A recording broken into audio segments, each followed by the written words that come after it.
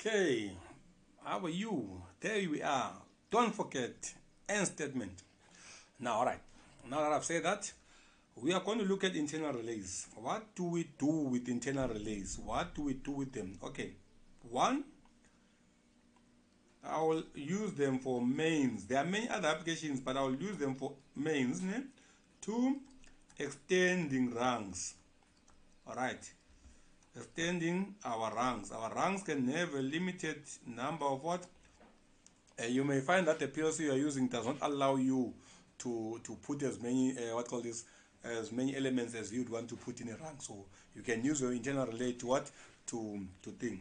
Well, the course we are dealing with uses the letter R for the internal relay, but I'm so accustomed to a lot of PLCs using M. So where I use M, know that if you need to use R, you're going to use R. I'll use M, all right, because I love M. That's my initial, so I love M. That's initials both for my initial and the first letter of my surname, so I love M. So I'll use M.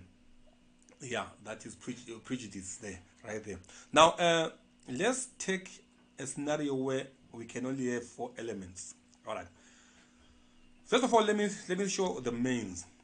We want to say, how does the mains work? We want to say, when the mains is off, like in a house, when the mains is off, nothing can work. When the mains is on, then not that things will work, but things are enabled. You can now use your gadgets. So if the mains is off, you can't use the supply is shut out. But when your mains is on, not that your stove or your whatever will go on, it needs you to go and put it on, but meanwhile you have power available to do that. If you want your lights on, you have power available to put on your lights. But if the mains is off, you can play with your light switch the whole night, the whole day, the whole fortnight, for crying out loud, but nothing will happen. So let's see how you introduce the mains to what to programming. Now let's take obviously what I will call a main switch,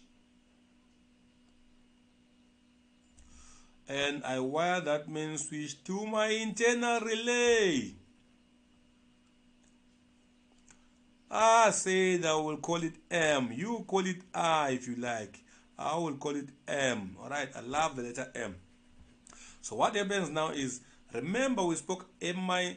Do I want a situation where, alright, a typical mains, if you're going to talk of a mains in the house, it's normally a circuit breaker that will really latch on, alright, that will toggle on. If you want it, it's like it's more or less a toggle switch, but it's actually not a switch. It's a what? It's a circuit breaker. So let's call that. Let's say we wire our mains to I1. All right. Now I don't want to use a toggle switch for my mains. I'm going to use a press and release switch. I'm not going to use a toggle switch. I'm going to use a press and release. So I want us to remember how to latch. So I'm going to say, if I energize, remember that little circuit we had with the coil. If I energize my relay, I want my relay to be able to say, there is my I1. I want my relay to be able to say, okay, there is our power, our input is going to be there. Okay, I want my relay to come and say, but I will keep myself on. You remember this circuit from when you're doing latch? Okay, I want to say that's my latch there. So if this is Q, we said Q latches itself, all right? And we came and said that's what we do. We are not using Q is a wireable input. I'm not going to wire my mains to anything. My mains is just saying power is available or not. All right, so I'm not going to wire it to anything. Therefore, I'm going to use an unwired, what call this, output. That is my what? My mains. So my what call this, my internal relay. So I will come and say, but I need you to latch. So since I'm pressing here and he goes on, Q energizes that day, that closes, I don't need to keep this press because the alternative path is now available to me. Now, however, how do I then sway off? Because if it was toggle switch, it's easy. I was going to just put make or break. But then now, this is nothing. This is not a toggle switch. We already said that I'm using a what? I'm using a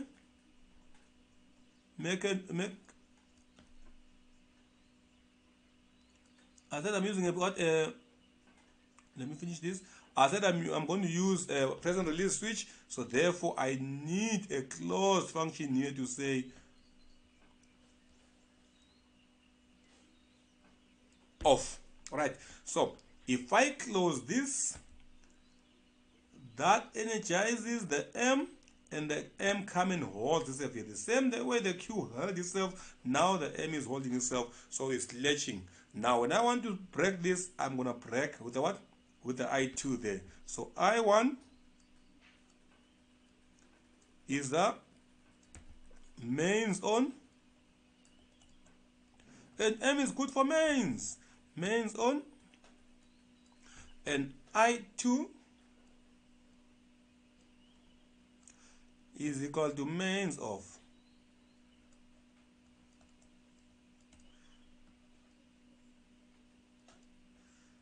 And then now I will say, but what is M? M is the what? M is equal to the mains relay itself. The mains relay. It's the mains internal relay. Alright, so now this makes sense. Now, how does this then function? Now, every rung that's going to leave the left line, the left vertical line, is going to start with an M. Every rung that's is good practice to align. PLC's align is good practice to align our what? Our elements. So every rung that now starts is going to start with M. Let's look at what happens here. Let me take a different color pen just to highlight. I energize that. That is a closed line. M is energized. When M energizes, it kicks in its own what? Its own what you call contact, and therefore we don't need that one there, so we can release, and we've got power still being fed to M. Now M is fitting itself. All right, so this is a symbiotic relationship. The coil is a magnet. It brings in the normally open contact M. M is now closed. Power goes through M. Power goes through M to maintain the magnetism on the what? On the coil of M, and then therefore until you break, that will stay on forever. Now everything that starts now, people do it different. Some people will just have M being the start of everything. What do I mean? Let's say now I want to have my own start for what called I don't like that color. Okay, let me do that. Let me use the red. It's fine. Let me use that red. Now I have my start. This is my program. Now my program starts here because that was me just enabling with the mains. Now when that is enabled, that latches, and remember that this is closed. So our power is waiting here. Now I'm going to have my start. My start is normally open. Let's call it I3. Okay. Now I3 then is going to come and say what? And say I'm starting something. Probably I need a stop for it. Let's put a stop for that thing. Let me start a motor. I'll do direct online. Just start a motor. So this is that. Stop must therefore be, even though in practice we will see later that this is not true, but for the purpose of theory we are going to say this, our I4 there is our stop. So now this is our machine operation there. That was just the mains internal relay, nothing wired to it. This is probably running my motor, is an output relay, okay, that I can wire onto. Now I3 is therefore my start. I4 is my force stop. Why am I saying force? Because in the real world it doesn't work like that. This is my force stop. Q1 is the machine. Remember, motor machine is the engine of the motor, so that's my machine. All right, so therefore now I can start, but remember now I don't want to always hold this, so therefore I will latch.